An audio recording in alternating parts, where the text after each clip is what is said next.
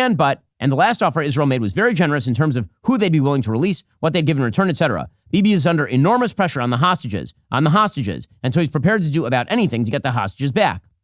When I went over immediately after the brutal attack, I said then, and it became public, I said, don't make the same mistake we did going after bin Laden. Don't try. The idea of occupying Afghanistan, the idea you had nuclear arsenals in Iran that were being, in Iraq, that were being generated, simply not true.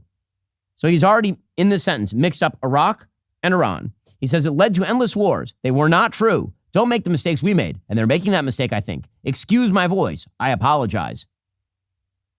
Is any of this quieting? Does any of this feel really solid? Like the rest of the world's going to be really scared of this guy?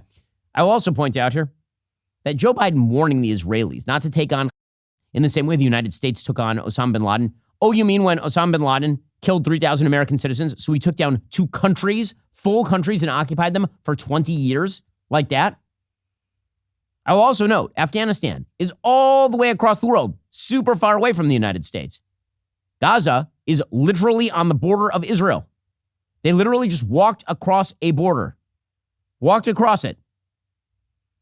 Okay, then Biden went ahead and undermined Benjamin Netanyahu, the prime minister of Israel, some more. So according to the interviewer says, some in Israel have suggested that Netanyahu is prolonging the war for his own political self-preservation. Do you believe that? Now, the real answer here is, of course not. The only person who's prolonging the war for political self-preservation is Joe Biden. If the Israelis had their way, they would have gone into Rafah in February and March.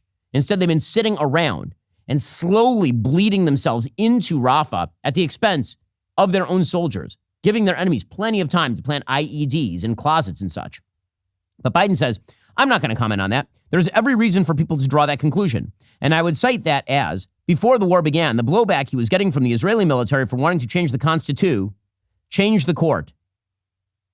And so it's an internal domestic debate that seems to have no consequence.